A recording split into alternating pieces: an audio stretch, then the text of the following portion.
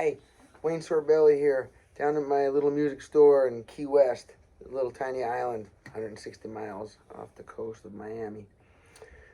Um, what I got going on today is two things really. I'm going to teach a song, like I always do, while using the song to teach you how to play the guitar, really. So I give some theory in there. Um, the song is America, the band, right? And Horse with No Name is the name of the tune. I've always loved it since I was a little kid. Matter of fact, I believe it was released um, around when I was born. You know, I won't say when, but it's an older song now. Uh, that's number one, the song. And then number two is I'm so happy to have a chance to possess this guitar for a while until it sells. It's a 1937 Martin, made in USA, and it's just in quite fine shape. It's been played. I mean, structurally, it's completely sound. It's a really great guitar. I've been loving it. My God. So it's been said that some of the wood in these Martins that were made in the 1930s, the wood had already been between 100 and 150 years old at the time they made the guitar. So now you can add another 80, 90 years onto that. This baby's got some resonance, sustain, tone for eons. I didn't even change the strings on it. I just kept them on there. I know it sounds so bad, but I acquired it, and the strings, the guy said, had been on it, almost forever. Like, he just put it under his bed, took the tension off the strings a little bit, and let it go. And so I just tightened them up, and they're not even really wound on right, so they're hard to stay in tune. But I thought the strings themselves are so old, they might have some mojo in them, so I kept it for the video. And maybe just keep it on there until this sells, and then if the person asks me to change the strings for them, of course I will. Matter of fact, I think I'd like to maybe change them just so I keep them for like a keepsake. Yeah, I'm kind of a guitar hoarder. Can you tell? Right. All right. America, Horse with No Name. Believe it or not, for such a great, timeless song, it's only a 4-chord song, and they are so easy to make. Now, they're hard. Actually, they're harder to say than they are to make. It's just changing your fingers a couple spots. Okay, one finger, two fingers. The most you're using in the chord here is 2 fingers, and then the other one's 1 finger. It's just where to put it in the right place, right? It's technique, and know how to push the chord, how to push the note hard enough so you get a nice clean note. If you get sounds like a farty sound, that sucks, right? Either that means you're on top of the metal wire itself too much, listen, or it means that you're not pushing hard enough. Both, which suck. So you have to push hard enough and not be on top of the fret wire itself. They call that the fret wire, the metal that goes up and down this way. The playing fret, what we call as the fret when we're playing the guitar, is the space between. Fret 0 is open. Open string means no fret. Fret 1, fret 2, fret 3, fret 4. So we're counting the spaces between. All right, just to be clear. This is a total beginner, even though the chords are quite complex if you try to break down the theory of them. But for a beginner, this is an absolute fantastic song to learn. It sticks in your head quick. It's very memorable. And it's been around for a very long time, so you've probably heard it a lot, which makes learning a song easier if it's stuck in your head.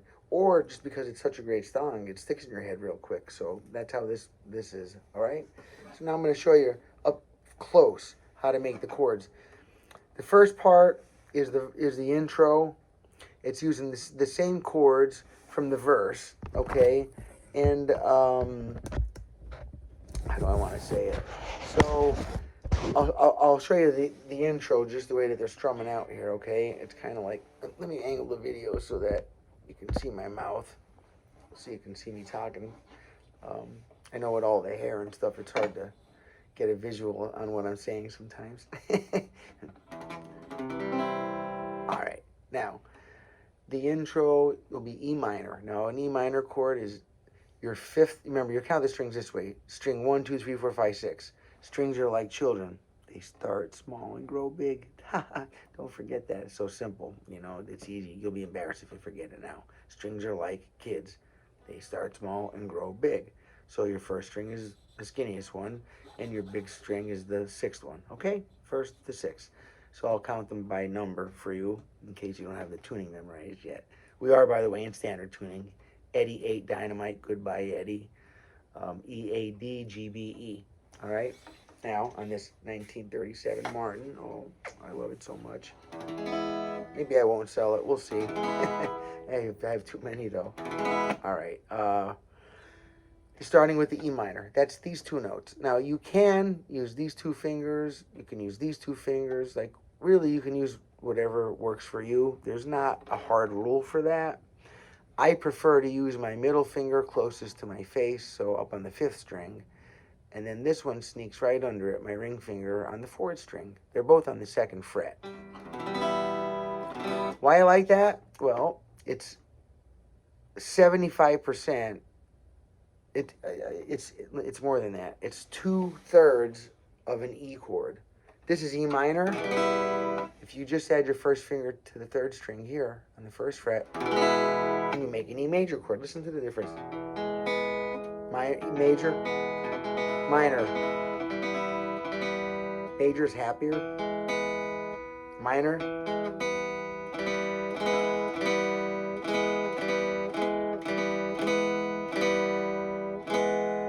It could be taken as, or like the eyebrow could raise like a question mark. All right, that's just for fun, but it helps you remember, especially young fellas. You get a kick out of well, I could morph my face. You know, I could do what do you call it, impersonations or whatever. But that's for a different video, different channel, different name. All right, anyway, E minor. I like these two fingers. You don't have to use that.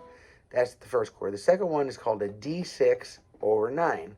And it'll be written D, the number 6 next to it, a slash, and then the number 9. And you would just say a D6 over 9. Okay, D as in Delta. And the way we make that chord, it's so easy, especially coming from this E minor. All you have to do is just move your ring finger. Well, no matter how, it doesn't matter what fingers you're using. You just take the finger that you have on your fourth string and you move it down to your third string, right? And then you just take your other finger off.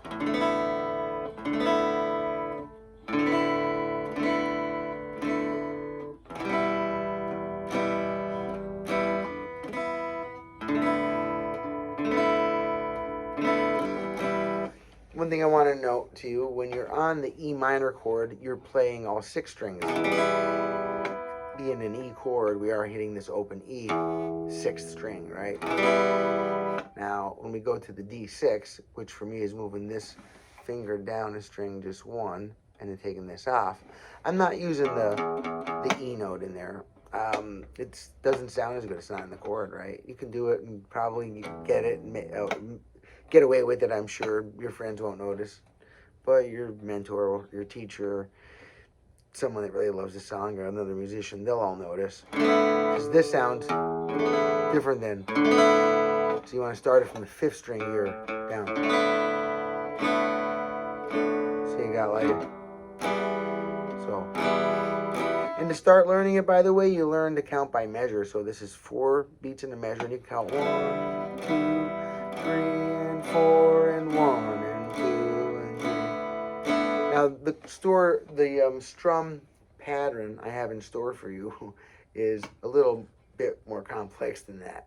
This is for the ultimate beginner right now. I'll put a thing in the video later on, like a table of contents or chapters or something like that. So those that want to skip over the easy part can skip right over it. Those that want to skip over the hard part, you know, you can find whatever you want on the videos. YouTube now lets me put chapters in there. Yay.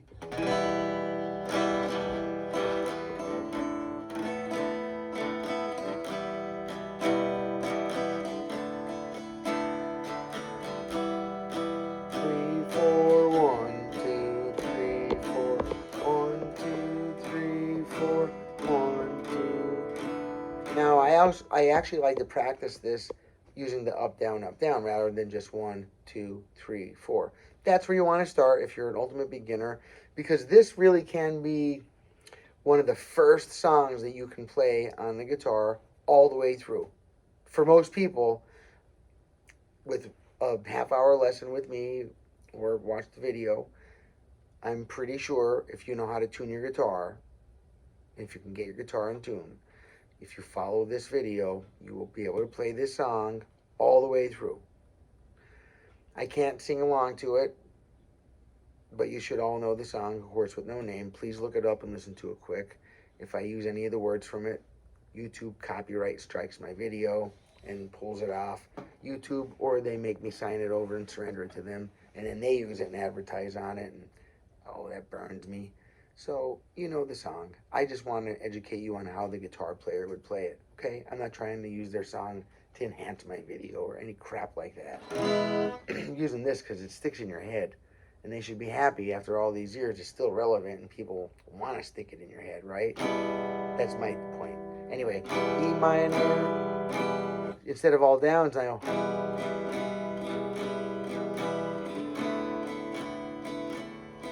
Hear how that might breathe more of life of the song, you know? It's kind of more like it.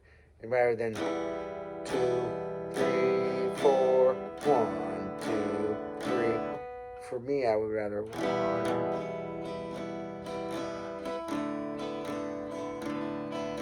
All the strings, and try to just stick on the A string down.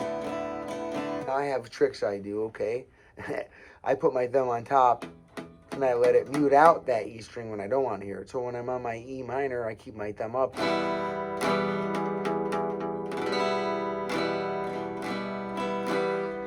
See, I would just as I bring my finger down, I bring my thumb down. My thumb mutes that, and then I can still strum all the strings. Yes, is it like a cheat? Absolutely. I mean, it's a way that I've developed to absolutely play the guitar with the most efficiency possible.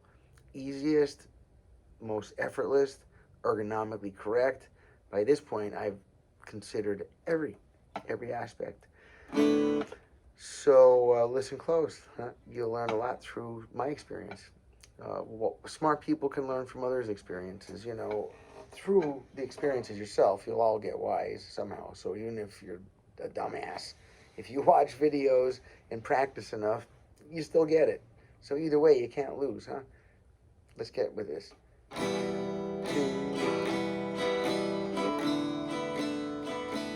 Still measure each 1 and 2 and 3 and 4 and 1 and 2 and 3. And so the amount of times we'll do it to play along to the song, he plays one time with no words, that progression. Be 1, 2, 3, 4. And then one more time, so it's twice, without words. Then words come in, and it's going to do 8 times with the words. There's 1, 2, 3, 4,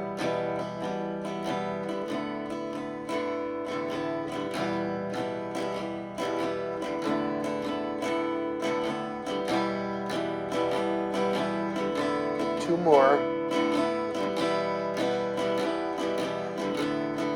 Okay, so now after that, the song's going to change after you get through the 8th part of that. By the way, I stopped counting out loud because I don't count to 8. Measures are 4 beats long, so I count 1, 2, 3, 4, 1, 2, 3, 4. That makes 8, right? So I'm aware by measure. You don't want to get in the habit of going 1, 2, 3, 4, like 1,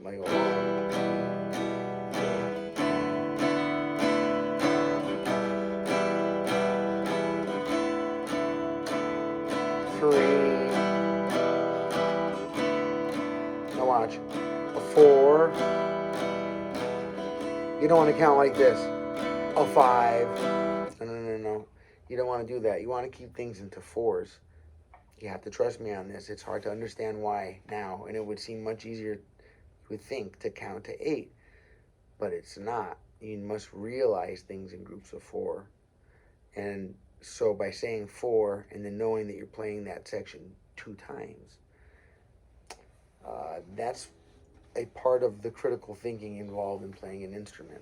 Keeping a step ahead of the map, kind of like when you're thinking and you're going to write something, your brain is thinking the words before it's sending the messages to the hand, and your muscle memory then writes.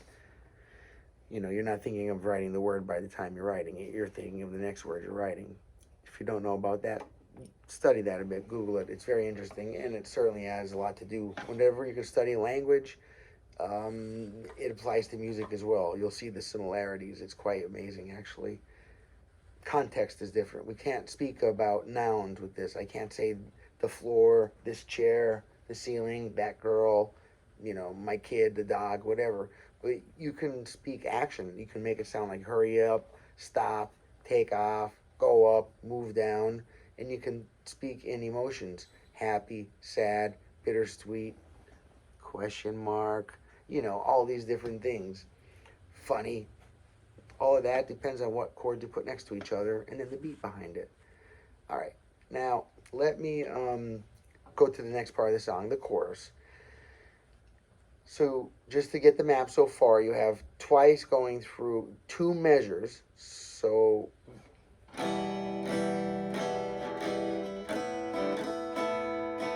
I'm counting that as 1 time, right? So, you'll do that twice without words, then the words come in, and then you're going to do that same thing again 8 times. But please count 4 and then 4 again if you can, right? And then after that, it's going to change. It goes into the chorus. Now, just for you all that don't know, the verse of a song is usually where they tell the story. And you have several verses, and they don't repeat the words of the verse because they're telling you a story just like they're telling you. They don't keep repeating themselves. Now, the chorus is a part that makes a song a song. You know, it's a part that outside of just telling the story, they'll tell you like part of the story, like verse 1, and then it goes to the chorus. In this song, it has to do with, I'm riding through the something with on a you know what with no name. I can't be saying it, or they'll hiya my video. But anyway, so this is going to change to the chorus, and you're going to know that either by keeping strict count with how many times you're strumming each part, right? The measures, like I was telling you now, you have a map. Or you can listen for the words. Now, if you chance listening to the words, if the singer makes a mistake when you're playing it with a band, then everybody makes a mistake. So live, it's probably better to write out a little map or keep track of it by counting. When you're playing along to the song, though, you know, like the recording of it, the recording never changes. So we can say to ourselves, all right, when I hear him say, I'm riding through the sandy place on that big animal with 4 legs that doesn't have a name, you know, then you'll know it goes to the chorus. Now, the chorus is an E minor 9. Really odd chord. Most people don't really play it for much. So it's like this. Watch. Here's the E minor, right? You take that off, and then you add it over here. And that, in this context, would be considered an E minor 9, I believe. And then I think the chord after this would be called a D major 9. Watch. There's an E minor 9, and then a D major 9, which is putting both of the fingers, almost like you make the E minor, but instead of on strings 5 and 4, I'm on strings 2 and 3.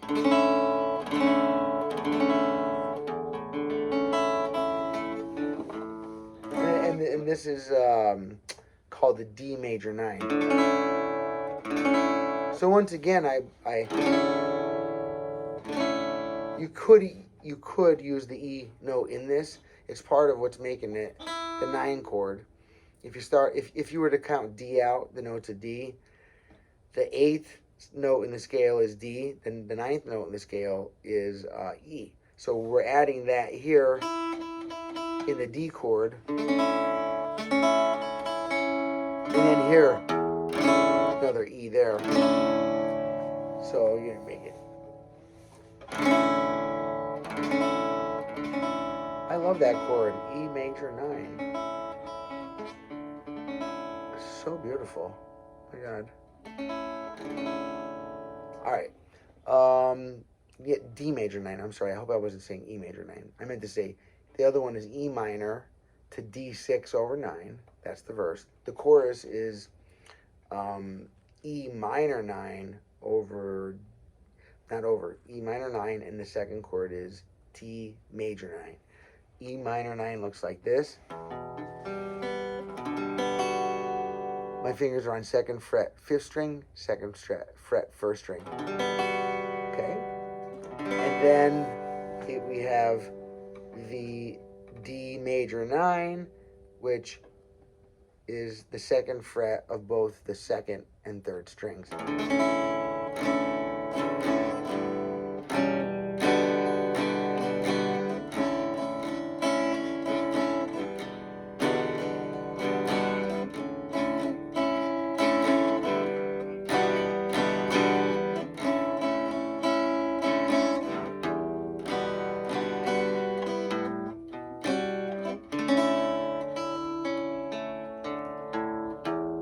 Alright, I didn't realize the video is almost 22 minutes long. I was trying to make a short 3 to 4 minute one showing off the guitar, and that I would show a song at the same time, right? Okay, well, if you have any questions on this, please drop them in the comments below. And if you haven't yet, if you watched it this long, if you like my content, please hit the subscribe button, the notification bell, the like button, the like little symbol, you know, the thumbs up thing, and then share it with someone that you might think it's useful. You don't have to do anything, and I still appreciate you watching my channel. Even if you want to remain completely anonymous and never communicate with me at all, you have my wish and my blessings for that. I hope that you take these videos and conquer the guitar to whatever extent you want to. I'll say, strum happy, pick well, be healthy, and please smile often. All right, Wayne Sorbelli saying, I love y'all. Rock on.